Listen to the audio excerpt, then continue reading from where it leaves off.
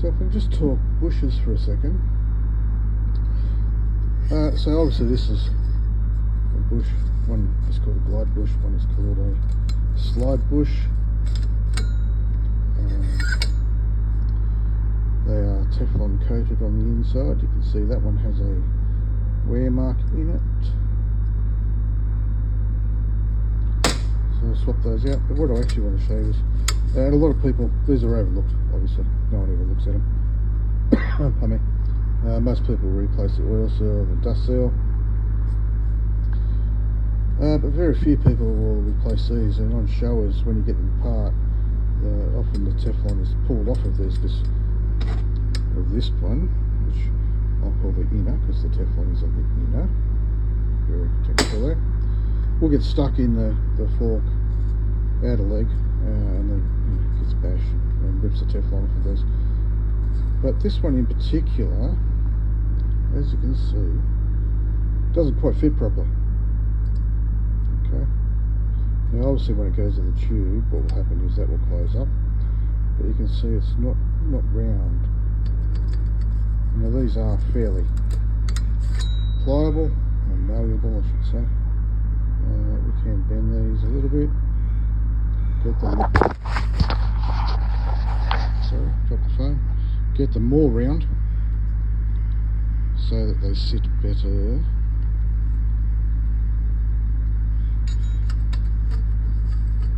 I'm obviously doing this one-handed, which is a bit of a trick. It's still not perfect, so I'll play with that one a little bit more. This particular one here I will replace, and I'll show you in a minute how we go about sizing these, because it's rather technical and I don't know, but there's probably too many people in Australia that do this on a regular basis anyway. They probably do it with Ohlins forks and with Disogeo forks and things like that with expensive coatings on it. But there is a way to get the right bushes for the right job. It's actually something I've got to do with my next job, which is sitting on the bench behind me. You see the WP forks, WP Works forks, I should say. Sitting over there. That I've got to do a service on. One is actually scraping. It's actually scraping the chrome off of the fork tube. So have fun. We're back. So as you can see, I've had a little bit of play around with that. It's sitting a lot better. It's sitting a lot squarer on the fork tube. Now, interestingly, these are not flat. Again, doing it, trying to do it one-handed while I hold the camera. These are not flat, which is why you can see it's not worn evenly. They have a little, and you can see it's wearing on the tube here. It's designed to do that, so don't ever get stressed about it. Some people get a little bit over the top about it, and we're all, apart from that, all ready to sort of go back together. But yes, so there is a way of measuring these. We should have about close enough to 0.15 of a millimetre of gap, which when you divide it by 2, because there's 2 sides, gives you something like about 0.7 millimetre of a gap, and that's pretty normal. That gives you some expansion due to heat in use. Same with this one. As you can see, there's a little bit of play on that. It's actually pretty good when you measure it against a fork tube. So there's a whole heap of tools that we normally use to measure the inside of the fork lid. Micrometers, and this one is just for show. This one I actually use for pistons. That's 72 mils and above. And others. We won't use those today because they're too hard for you to see. Vernier gauges. This little vernier gauges is probably close to 70 odd years old. These are my grandfather's. Back when they had 4-digit driver's licenses. This is way more accurate than this set, but I'm going to use this set today because you can see the screen. And as you can see, they're nowhere near as accurate as this old set. I actually quite like using this old set. Some people don't even know how to use it anymore, but it's not a problem. And a set of internal gauges as well. And all we do is simply pop this in, release the brake, lock it back up again, and that's got our measurement for the internal. I would normally measure this here, but not in the jaw, in the soft jaws, and again down the bottom, and take the average, to be honest with you, because tubes, and if you measure it while it's in the jaw like this, I can't do it because I'm obviously holding the phone with one hand. But if you're holding it, measuring here, even though this is quite loose, okay, there will be a squash measurement there. So again, just make sure there's a reasonable zero. Okay, 48.9. Measure it here.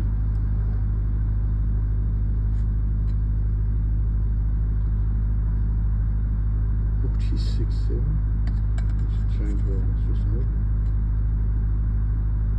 47.1. 6.8. And this is, as I said, the problem with these digital vernier gauges, they're just not that accurate. They're great for measuring the external size of shimmers and stuff like that. They're quick because you can see the number. And for that 46.8. Okay, but yeah, they're just not good enough for anything like this that's accurate. So 46.8, what did I say? 48.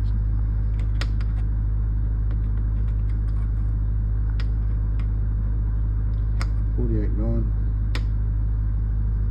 46.8 is, what's that? 2.1.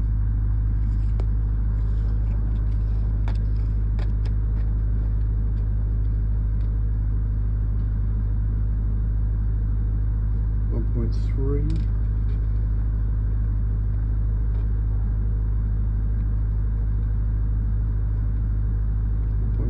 yeah, call it 1.3.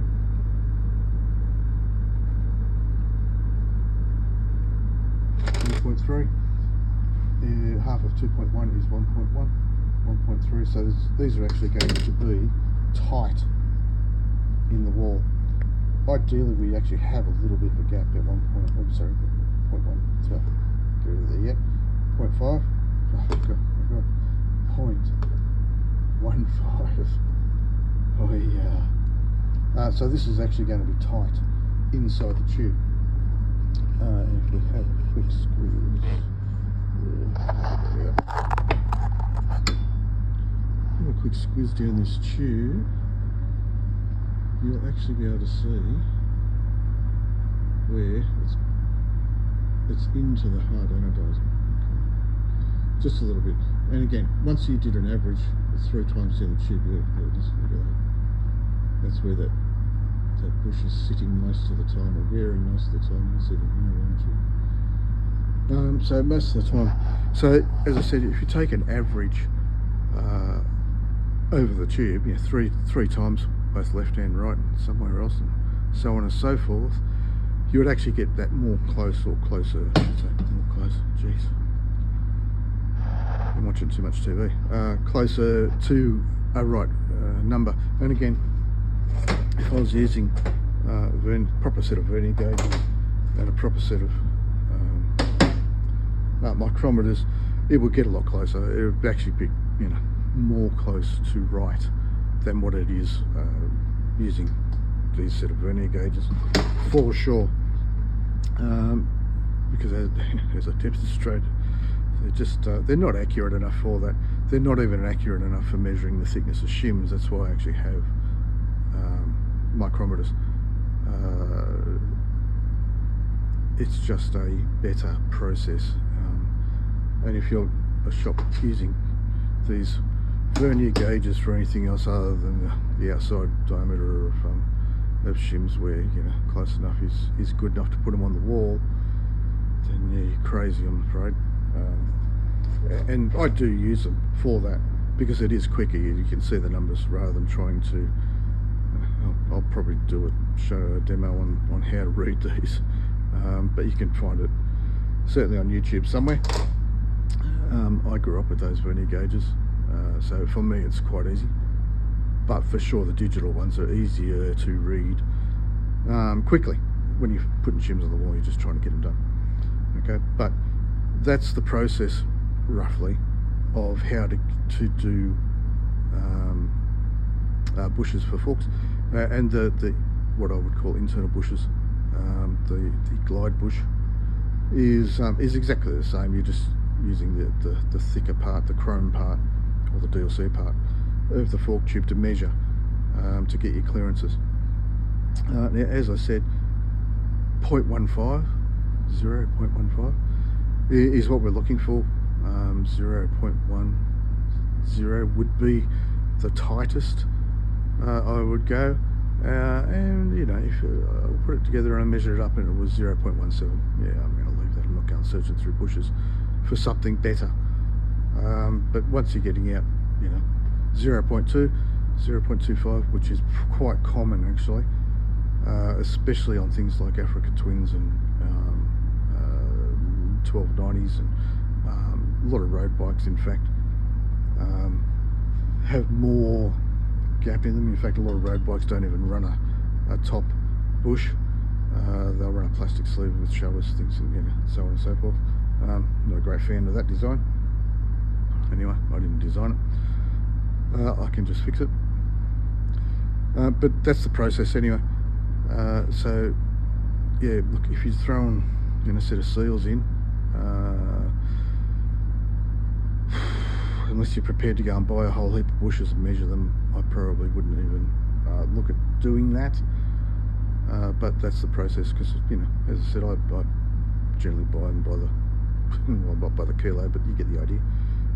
So I can go through and quickly just find a set that are closer or close enough to being right, somewhere in that 0.1, 0.15, 0.17. Even then I got it wrong. 0.1, 0.15, 0.17 range in there somewhere, and I just put them in. Okay. So anyway, have a great week.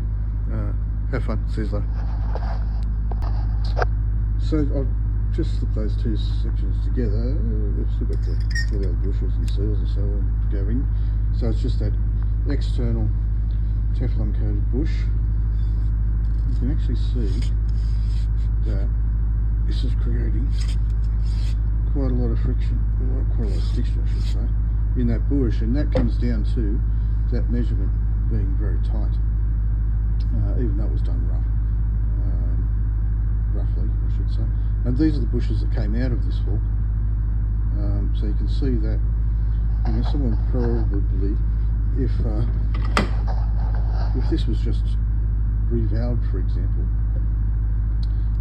someone would actually claim that this was quite harsh, and as you can see, it's got nothing to do with either springs or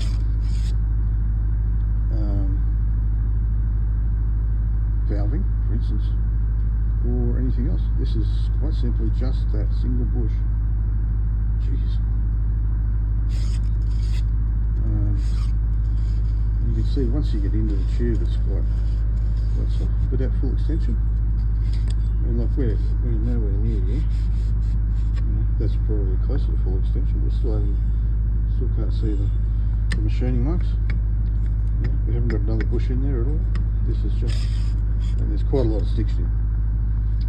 So you can see the importance of getting the correct size bushes into a set of forks, and what happens when you don't. So throwing a different bush out. As you can see, this now slides a whole heap better. Less stiction, less friction. We've still got clearance in it, it's not moving at all. But now it just is literally a one finger sliding operation. All because this was the one that came out of it, as I showed before. We replaced it with a new one, obviously, of an appropriate size, and that's why we size them. That's why I size them. That's why it's a little bit more to do a complete service than perhaps some other people, or even the same price but just a little bit better. But anyway, so now we get to cleaning this up, put it back together, and back in the bike. Cheers.